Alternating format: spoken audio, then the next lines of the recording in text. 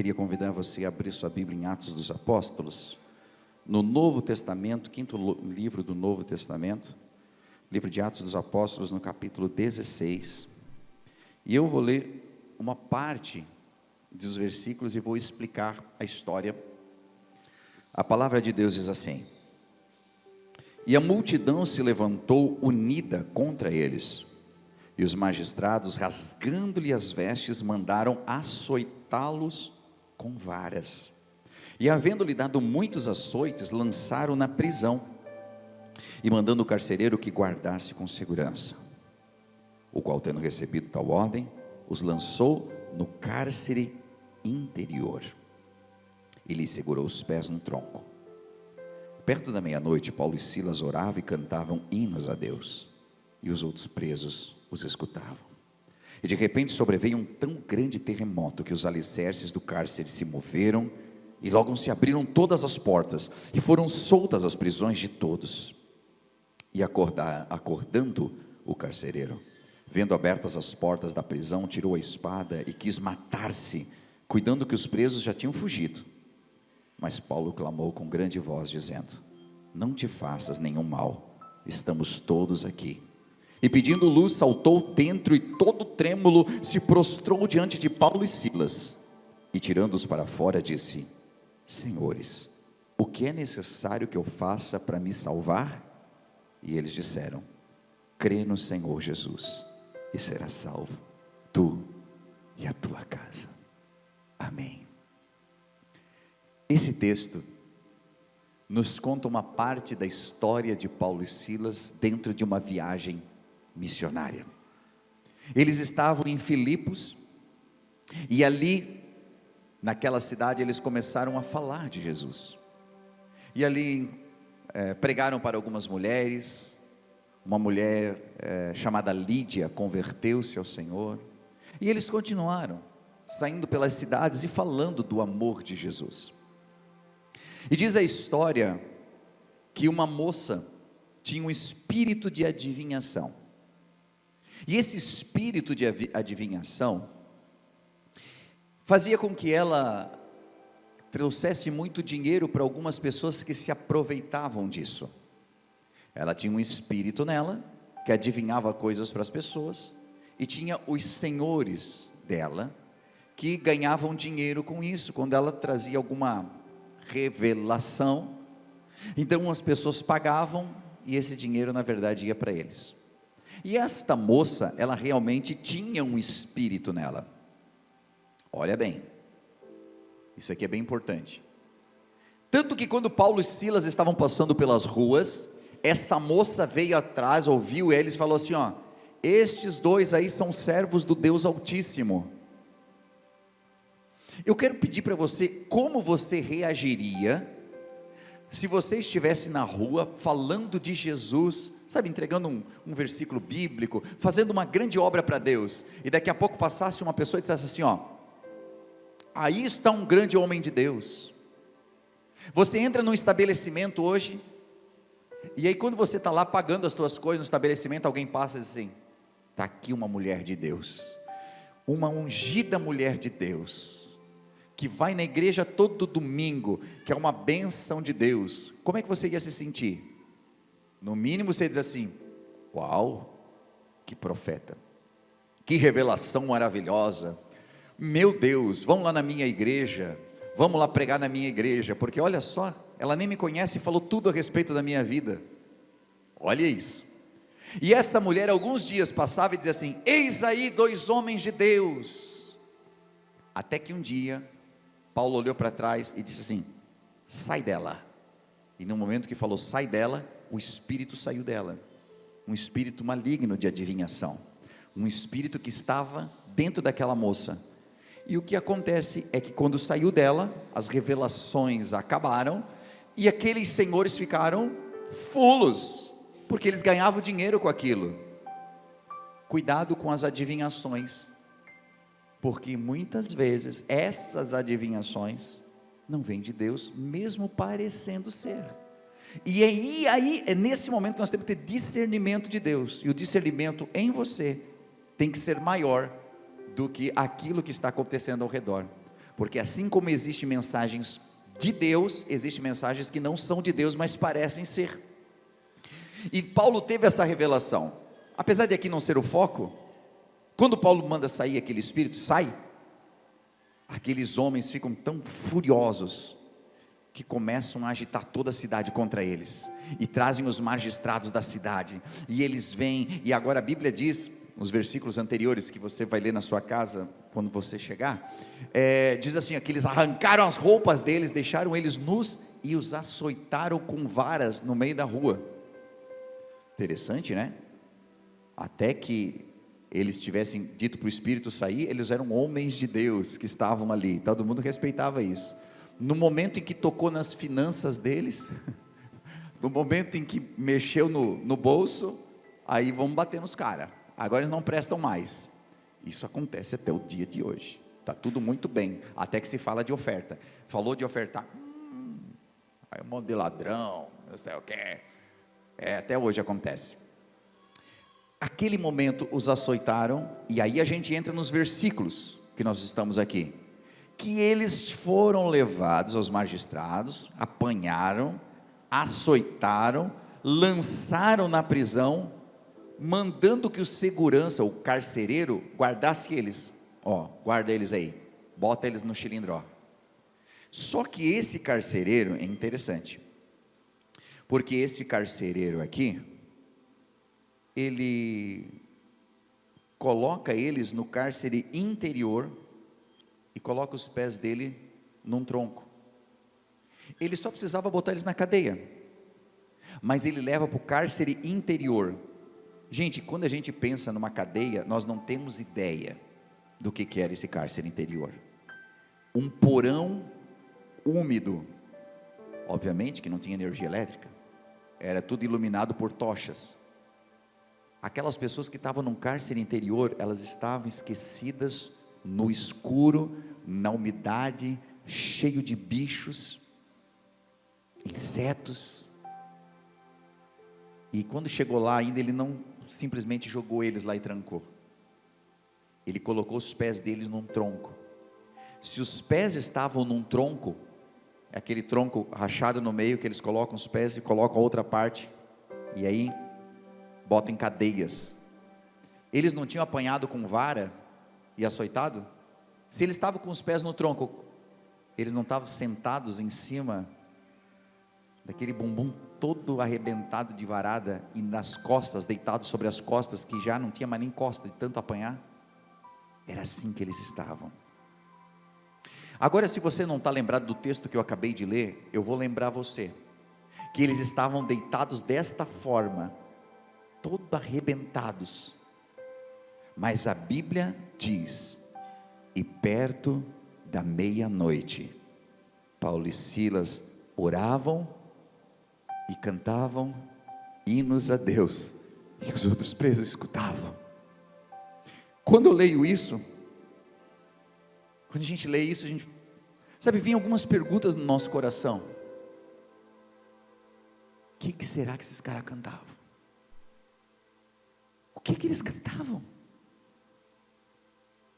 O que inspira uma pessoa a cantar depois de apanhar? Eu sei que uma grande parte aqui é geração anos 80, anos 70. Então, se você foi uma criança dos anos 80, dos anos 70, comecinho de 90, você sabe que é tomar uma boa pisa do pai, né? O que na minha região a gente chamava de sumanta de pau. Sabe aquela, quando o pai ou a mãe te pegava assim, depois de ter te prometido o couro assim um mês inteiro, uma hora tu vai, aí te pega. Hoje em dia não, hoje em dia ninguém apanha.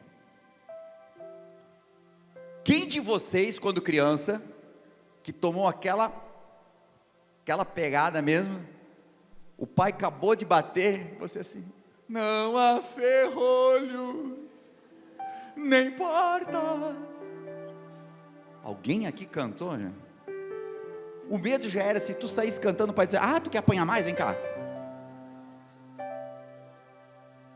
Quem de nós Quem de nós, mas a gente ficava chorando, eu nunca mais vou amar.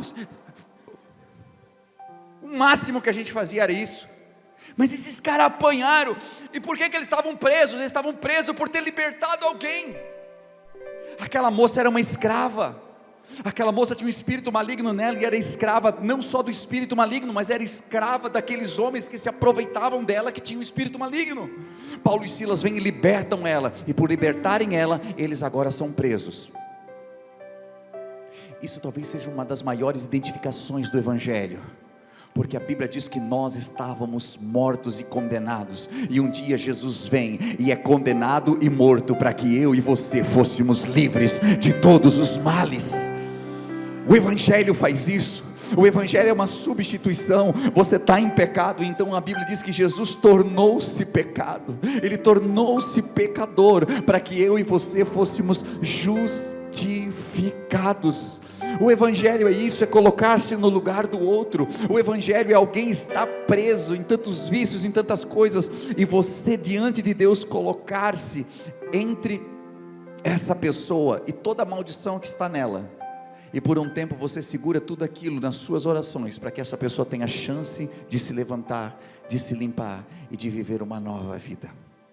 Paulo e Silas fazem isso, e agora eles estão numa prisão, estão presos, e por volta da meia-noite, a Bíblia diz que eles estão orando e eles estão cantando.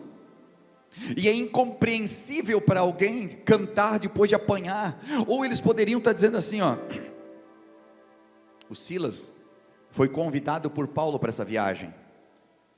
Eu fico imaginando Silas assim: ô Paulo, amigão tu, né? Convidou, disse: não, vamos fazer uma viagem aí que vai ser top. E eu apanhei mais do que tu ainda. Sabe quando alguém diz assim: ô irmão, me chamasse para a igreja dizendo que Jesus ia mudar a minha vida, parece que a luta aumentou, parece que eu não tinha tanta luta antes, eu não ia para a igreja, parecia que a minha vida estava tão boa agora. O diabo está com raiva de mim, hein? Meu irmão, se o diabo está com raiva de ti, é porque tu está no caminho certo. O problema é quando ele estiver contente contigo. Quando o diabo estiver contente contigo, aí você está com um problema. Se o diabo está furioso com você, é porque você está no caminho certo. Enquanto a gente está fazendo a vontade dele, ele nem mexe com a gente, nem mexe.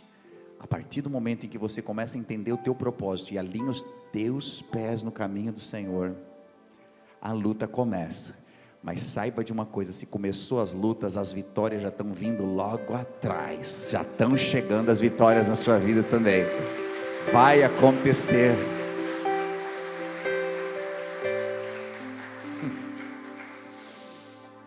Fico imaginando Paulo e Silas naquela prisão. Silas poderia ter dito para Paulo: cara, nem fala comigo, ele fica quieto na tua aí, já apanhei que chega, eu não quero ouvir tua voz. Mas daqui a pouco eles começaram a orar e cantar hinos. A oração sempre precede as coisas, porque nós começamos a falar com Deus, e à medida que você começa a falar com Deus, as coisas vão mudando no teu interior. Por isso que quando você estiver no meio da tua luta, ore. Você tem duas opções: ou você pode orar, ou você pode murmurar. É parecido, né? O final, oração ou murmuração. Você pode reclamar da tua vida, você pode reclamar do teu esposo, da tua esposa, você pode reclamar de quem está ao teu redor, você pode achar um culpado para esse momento. Você pode dizer: isso aí é por culpa de fulano, de ciclano, isso aqui é porque tal. Você sempre vai encontrar um motivo para murmurar. Ou você pode orar, e você pode dizer: Senhor, eu não estou entendendo nada que está acontecendo. Eu acabei de fazer uma coisa muito boa, eu acabei de libertar alguém, eu acabei de orar por alguém, acabei, Senhor, de fazer algo tão bom, e como é que eu estou sofrendo isso? Eu não estou entendendo, Pai, mas eu quero saber de uma coisa: eu quero te louvar, eu quero te engrandecer, eu quero, Senhor, dizer que eu sei que tu estás aqui, mesmo eu estando nas prisões. Não existe lugar onde tu não esteja. Mesmo que eu estou afundado nessa dor e nessa tristeza momentânea, eu entendo, Senhor, que tu vive e tu reina para sempre. E aí os versículos bíblicos começam a vir na nossa cabeça. A Bíblia diz que o Espírito Santo nos fará lembrar de todas as coisas ele faz lembrar do quê? Ele faz lembrar daquilo que você já viu. Você não tem lembrança do que você não viu. As nossas lembranças estão atreladas a conhecimento. Por isso, não adianta você ir fazer uma prova, né, uma prova aí do governo, uma prova na faculdade, um vestibular, e dizer assim: só vou orar, não vou nem estudar, que na hora o Espírito Santo vai falar. Ele não vai fazer, porque ele não passa cola para ninguém, meu irmão. Agora, se você estudar, a Bíblia diz que o Espírito Santo, ele nos fará lembrar. Já percebeu que você está no culto, às vezes você ouviu o culto, foi maravilhoso, você prestou atenção, mas às vezes chegou no outro dia, você não lembra. Meu Deus, o que o pastor pregou? Tinha um versículo e não vem. Só que esse versículo vai aparecer na tua mente, sabe quando? Quando você mais precisar dele. E quando você mais precisar dele, o Espírito Santo te fará lembrar, e você vai, no momento da tua luta, lembrar: Deus é o nosso refúgio e fortaleza, socorro bem presente na hora da angústia. O versículo vem inteirinho na tua cabeça. Ele é quem nos esforça e nos ajuda. Ele é o nosso Redentor. Os versículos começam a vir na nossa mente. Nós começamos a ficar fortalecidos. Paulo e Silas começaram a ser fortalecidos pelo Espírito Santo, porque eles não sabiam por que estavam ali. O Espírito de Deus mandou eles para aquela cidade. O Espírito de Deus impulsionou eles a pregar o Evangelho. Eles libertaram uma pessoa, agora estava na cadeia. Gente, deixa eu esclarecer algo para ti. Se você está na presença de Deus, você está fazendo a vontade de Deus, e na sequência tiver uma prisão, e na sequência tiver um problema, e na sequência tiver algo que você não entende, porque é fora da lógica, não tem lógica. Aqui Deus falou, está fazendo, aqui não tem lógica. Se não tem lógica para você, fica tranquilo, tem lógica para Deus. A Bíblia diz que os pensamentos de Deus são mais altos do que os nossos pensamentos, e os caminhos de Deus são mais altos do que os nossos caminhos. Não há como Deus explicar para você, porque você não tem entendimento para compreender o cenário total. Não há como explicar para uma criança que ela precisa passar por aquele momento de ser vacinada. Por quê? Porque ela não vai entender. Não, filho, veja bem, isso aqui, ó, é uma partezinha da enfermidade que pode ser que você tenha. Então os médicos fizeram todo um preparo aqui, e isso vai ser injetado na tua corrente sanguínea, e vai para as tuas células, preparando elas, vai haver uma reação do teu corpo. Então, na cabeça dele, blá, blá, blá, blá, blá, blá, blá, blá, blá, blá, blá, blá, blá, blá. Não vai entender. Aí você explicou tudo, entendeu, filho? Entendi, pai. Chegou no posto de saúde, não me leva nesse lugar. É pique, eu não quero. Por quê? Porque com 4 anos, 5 anos, 16 anos, estou brincando. Só eu, mas só eu. 43, não, tenho dificuldade ainda. Não consegue entender. Para nós tem entendimento, precisa. Para a criança, pode explicar o que for, não tem entendimento disso. À medida que vai crescendo, o entendimento vai se clareando. Existem coisas que Deus não vai explicar para você, porque você não tem entendimento. Bonito, né? Você está andando no caminho, Deus assim: olha, filho, você vai passar por uma perda muito grande aqui na frente, tá? Estou te preparando aqui, porque infelizmente você vai perder papai, você vai perder mamãe. Pensa o desespero, a gente morre antes do acontecimento.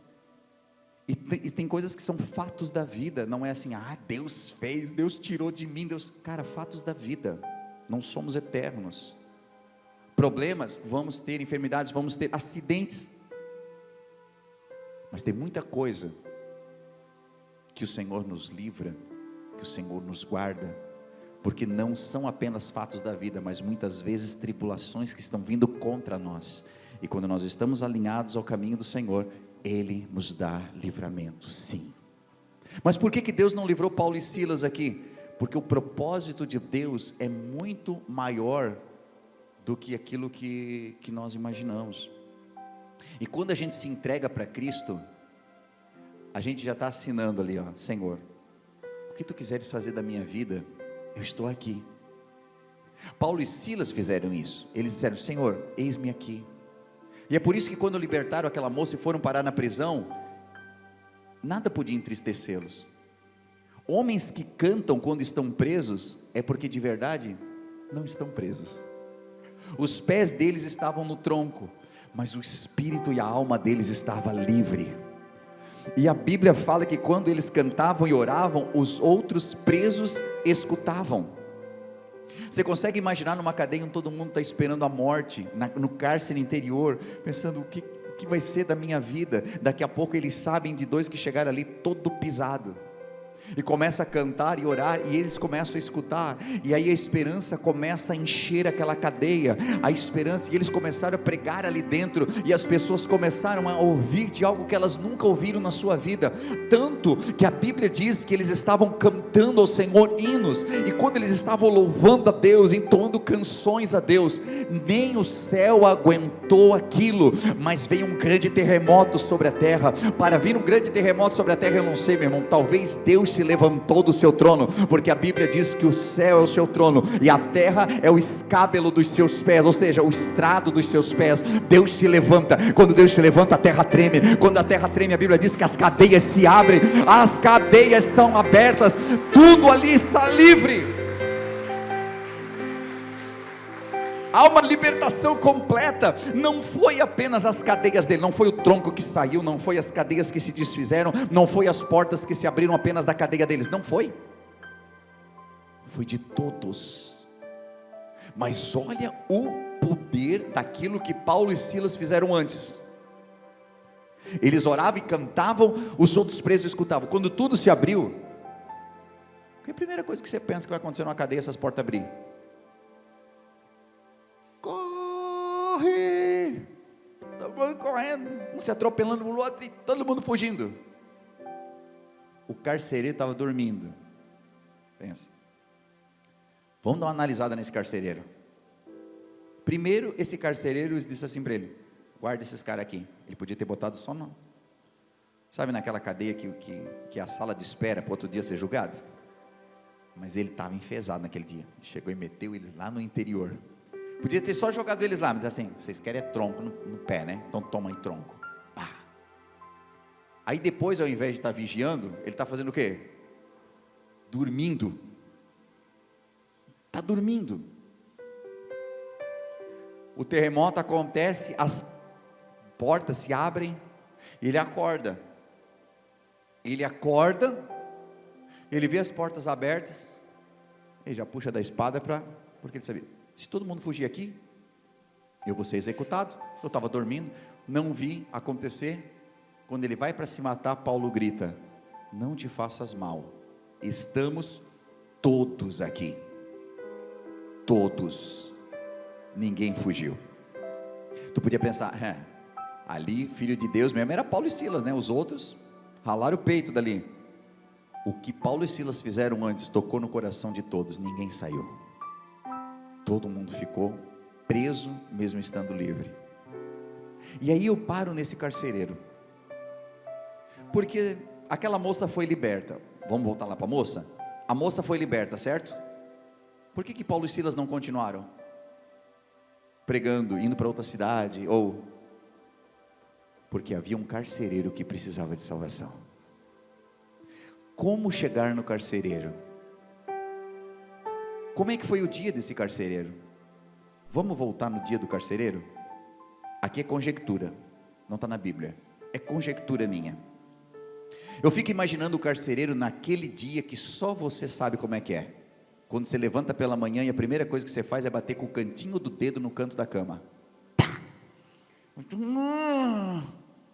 Jesus, que bênção. Aí você vai para fazer o café, esquenta o leite derrama. Você percebe que o cachorro comeu o teu chinelo. Um já levanta com a cara virada. O dia não está legal. Tudo se atropelando. tudo dando errado.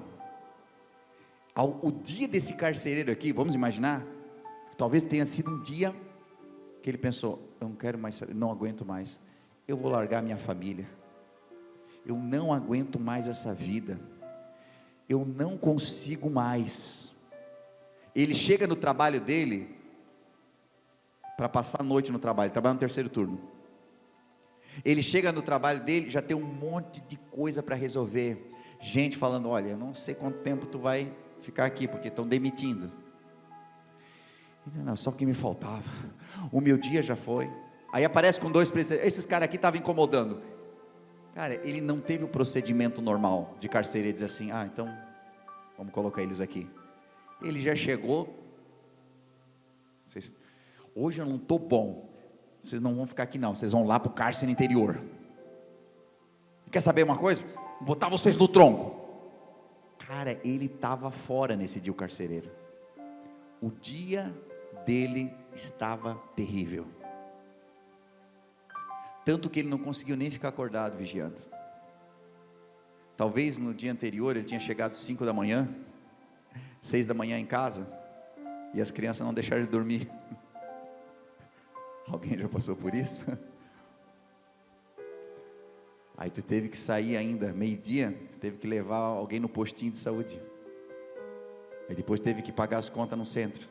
Aí depois teve que fazer isso, teve que fazer aquilo, teve que fazer aquele outro. Cara, ele foi dormir, disse: não, vou tirar um cochilo que eu não aguento. Aí quando ele acorda depois daquela barulheira, ele olha todas as portas abertas, ele pensa o quê? Ah não, gente, para mim acabou. Ele tirou a espada e disse: é hoje mesmo que eu me mato. Se ele tomou essa decisão, pode ser que essa decisão já estava na cabeça dele há tempo. Quem é esse carcereiro? Não tem nome. Se fala desse carcereiro depois?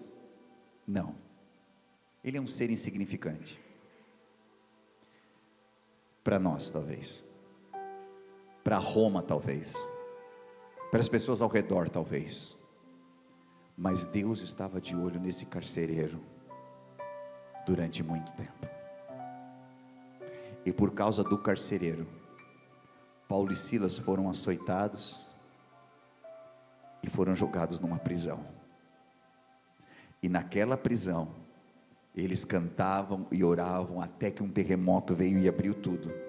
Porque no fim de todas as coisas, Deus queria mesmo era salvar aquele carcereiro que estava para tirar sua própria vida. E é por isso que quando aquele carcereiro diz assim: o que eu faço para ser salvo? Por que ele estava dizendo o que eu faço para ser salvo? Porque ele já sabia que a vida dele não tinha mais sentido, porque nada mais fazia sentido na vida dele. Já tinha passado por tanta destruição, já tinha passado por tanta coisa. Ele disse: o que eu faço para ser salvo? E aí vem a palavra de Paulo: crê no Senhor Jesus, e vai ser salvo tu e a tua casa também, a tua família também. Eu estou falando para algumas pessoas aqui, que talvez você não esteja como Paulo e Silas, você seja o próprio carcereiro, alguém que já não aguenta mais tanto problema, alguém que já não aguenta mais tanta aflição, alguém que já pensou em tirar a própria vida, alguém que já disse assim: cara, eu não aguento mais, é só problema em cima de problema, a minha vida não tem mais sentido. Mas há pessoas que estão passando por momentos difíceis na sua vida, e que estão atravessando provações, e essas provações aproximaram ela de você, para que você tivesse a oportunidade de estar aqui hoje. A pessoa que te fez o convite para estar aqui hoje, talvez esteja passando um momento difícil também da sua vida, mas mesmo passando um momento difícil da sua vida, tem cantado, tem orado ao Senhor, não tem desistido de acreditar, não está entendendo o que está vivendo, mas toda essa história está se ligando para que chegasse até você, e você pudesse ouvir o Evangelho nessa manhã, e Jesus dizendo para você: eu sei o que você está vivendo, eu sei o que está acontecendo na sua casa, eu sei que você perdeu a sua família, eu sei que você já está vivendo um momento de pensar que não tem mais jeito, mas eu estou aqui para dizer: crê no Senhor Jesus, e vai ser salvo tu e a tua casa também. Eu quero entrar na tua família, eu quero mudar a tua história, eu quero resolver os teus problemas, eu quero entrar lá. Uau! crê no Senhor Jesus, será salvo tu e a tua casa. Os versículos que ficam depois dizem que o carcereiro pediu luz, entrou ali, eles disseram: crê no Senhor Jesus, será salvo tu e a tua casa. O versículo 32 vai dizer: e pregaram a palavra de Deus a ele e a todos da sua casa. A Bíblia diz: por volta da meia-noite. Significa dizer que por volta da meia-noite aconteceu o terremoto, por volta da meia-noite o carcereiro quis tirar a própria vida. Por volta da meia-noite, Paulo e Silas pregaram para ele. Por volta da meia-noite ele foi lá e prendeu todo mundo de novo, fechou as cadeias. Mas ele levou Paulo e Silas para sua casa. Ele levou para sua casa, acordou sua família e diz que eles pregaram para a casa dele a palavra de Deus. Versículo 33: e naquela mesma hora da noite, o carcereiro lavou as feridas dele, e em seguida ele e todos foram batizados.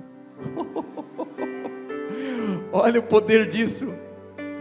As feridas, eles estavam caídos no cárcere interior, no meio daquela lama, com as costas abertas em cima de tudo aquilo, e aquele que jogou eles lá, agora está cuidando deles e lavando as feridas deles e cuidando deles. E enquanto ele cuidava do corpo deles, Paulo e Silas continuavam pregando e cuidando da alma dele. E a sua família foi tão impactada por aquilo que aconteceu, que todos entregaram sua vida a Cristo, e naquela mesma noite eles foram batizados todos. E por que foram batizados todos? Porque tinha acontecido esse episódio, e a qualquer momento alguém dos soldados poderia contar, e poderia dizer: não, ele soltou 2 presos. Ele sabia que ele estava sob risco de morte, ele sabia que a qualquer momento ele poderia morrer. E quando ele entendeu a palavra, ele disse: eu vou morrer sem entregar minha vida para Jesus? Não, eu quero entregar minha vida para Cristo hoje. Posso ser batizado? Pode, tem água aí? Tem. Batizaram eles, também batizaram ele e toda a família. Eles estavam prontos agora. Se Roma quiser nos matar, está tudo certo, porque nós vamos fechar os olhos aqui, mas nós vamos abrir os olhos na eternidade. Nós vamos encontrar com esse Jesus que é tão poderoso, que faz com que 2 pessoas que estão apanhando possam cantar e adorar a Ele. O nível de cristianismo que Deus quer nos levar é ao ponto de nós estarmos passando o pior momento da nossa vida e conseguir ainda ter um cântico na nossa boca. É de nós conseguirmos adorar a Deus, mesmo quando tudo parece perdido. É de nós entendermos as oportunidades que Ele nos dá, e de que às vezes sim, nós somos aqueles que estamos sofrendo, e Deus está trazendo salvação para nós. E às vezes até a quem nós apontamos o dedo e ferimos é quem tem a salvação para a nossa vida. De quem nós falamos mal é a pessoa que Deus usa para trazer salvação para nós. Mas também há pessoas que, como Paulo e Silas, você se sente aprisionado, você se sente injustiçado, porque depois de tentar fazer tudo certo, parece que só vem paulada, só vem pedrada. Eu quero convidar você nessa manhã, mesmo que você não esteja entendendo o que está acontecendo na tua vida, de você cantar um cântico novo, de você adorar a Deus mesmo não entendendo nada, e ao invés de murmurar, cantar, adorar a Deus, porque no meio da canção e no meio das tuas orações Ele vai fortalecer você. Paulo e Silas naquele dia cantaram, oraram ao Senhor, as cadeias se abriram. Vão ter cadeias que vão abrir? Vão. Tem cadeias que não vão abrir? Pai. Mais para frente Paulo é preso de novo. Você pensa: mas que Paulo, hein, que não podia ver uma cadeia? Ele é preso de novo, só que essa cadeia não se abre. Ele canta, ele ora, ele prega, ele escreve cartas, e grande parte das cartas que nós temos na Bíblia e lemos, foram escritas dentro da cadeia, porque apesar de ele ser preso no corpo, ninguém podia prender a palavra de Deus dentro dele, ninguém podia prender o Evangelho. Aquelas cadeias nunca se abriram para ele sair, mas daquela cadeia, ele foi para a maior liberdade que alguém pode ter. Em Roma, Paulo foi morto, E antes de morrer ele disse: eu sei que já está me esperando, mas eu combati o bom combate, eu acabei a minha carreira e eu guardei a minha fé. Agora o que me espera está com o Senhor. Eu sei a vida que eu tive, eu sei tudo o que eu fiz, e não foram cadeias, e não foram problemas, e não foram açoites, e não foram calúnias, e não foram traições, nada disso mudou o que Jesus fez dentro de mim. Eu continuei sendo o mesmo homem, tendo o mesmo caráter. Nunca permita que as tribulações mudem quem você é. Não permita que um momento de ira transforme você em uma pessoa que você não é, ou que Cristo não formou você para ser. Não permita que uma decepção, poxa, mas eu fiz tão bem para aquela pessoa, agora eu estou aqui preso nessa angústia, não quero mais saber, eu odeio essa vida. Cara, não faça isso. Se você não está entendendo o teu momento, não desista, não desista. Procure dentro de você, porque o Espírito de Deus vai colocar um cântico novo dentro de você. O inário, um dos inários mais conhecidos no Brasil, é chamado de harpa cristã, e principalmente os cristãos da Assembleia de Deus usam muito para cantar. E dentro desse inário tem uma parte de um cântico que ele canta mais ou menos assim: os mais belos hinos e poesias foram escritos em tribulação. Sabe por que tem essa parte nessa canção? Conta-nos a história de que uma dessas pessoas que escreveu esses hinos, certa vez ele estava trabalhando nessas máquinas que moem trato, e a sua mão prendeu ali, e naquele momento de dor, esperando algum socorro, a dor era demais, mas ele era um servo de Deus. Deus entregou para ele uma canção naquele momento, um hino totalmente novo, e ele começou a cantar aquele louvor, e a força daquele louvor fez ele a suportar a dor até que chegou ajuda para ele. Há um outro hino que está nesse mesmo inário, que é um hino 515 da harpa cristã, e esse hino conta-nos a história que ele foi escrito por Frida Wigner, a esposa de um sueco que trouxe o pentecostalismo para o Brasil, não o pentecostalismo, mas a Igreja Assembleia de Deus para o Brasil. E Frida Wigner, certa vez, diz a história que ela estava cuidando dos afazeres da casa, e chegou um telegrama para eles, se não me engano do Rio de Janeiro, e eles estavam no Pará, dizendo: por favor, mande missionários para cá, nós temos necessidades, venham para cá e nos ajudem na obra. E obviamente, nós estamos falando lá de 1900 e começo, então isso eram telegramas, e as dificuldades que se tinham com estradas e tudo mais, e eles ficaram naquela angústia: será que nós vamos? Será que nós não vamos? O que a gente vai fazer? E conta a história que ela estava cuidando dos afazeres da casa e orando ao Senhor, e quando ela estava orando ao Senhor, de repente Deus coloca um hino no coração dela, e o hino cantava assim: se Cristo comigo vai, eu irei, e não temerei, com gozo irei, comigo vai. É grato servir a Jesus, levar a cruz. Se Cristo comigo vai, eu irei. Naquele momento, aquele hino veio profeticamente para ela, dizendo: se for para ir com Cristo, vai, porque vai dar tudo certo. No momento das tuas tribulações, Deus envia muitas vezes cânticos no teu interior, trazendo a resposta que você precisa. É quando você às vezes liga uma canção e a canção começa a falar com você. É quando você está em desespero, e no meio daquele desespero, às vezes vem uma música e você pensa: eu não quero cantar porque eu estou triste, porque eu estou abatida, E aquela canção é a resposta de Deus para a sua vida. Deus está falando muito especialmente com alguém aqui hoje, e eu gostaria de orar com você. Se você quiser colocar-se de pé.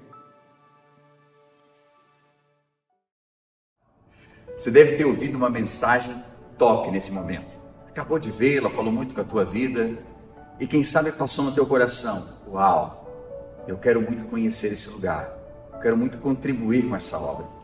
E nesse momento você pode fazer isso.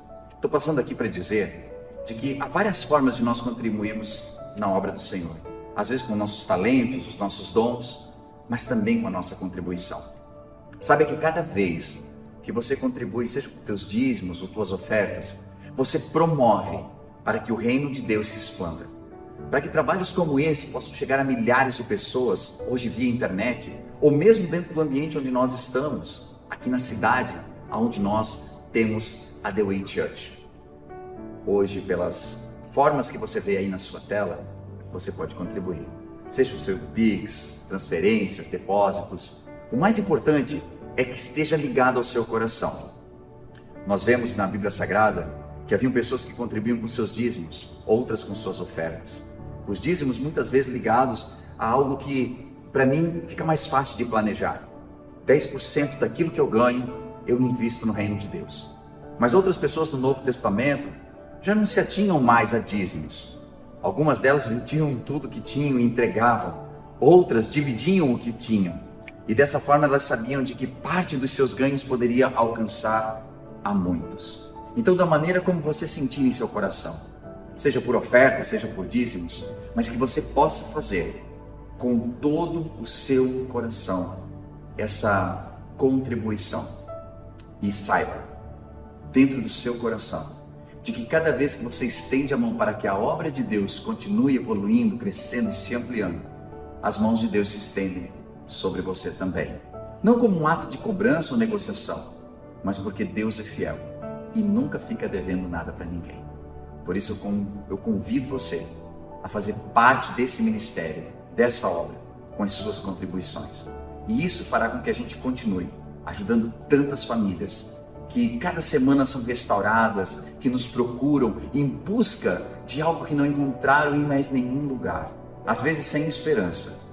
E essa esperança não é levada apenas por nós, mas é levada por você, através do seu amor. Então, convido você a fazer segundo aquilo que o Senhor colocar no seu coração de fazer, e com certeza abençoará a muitos.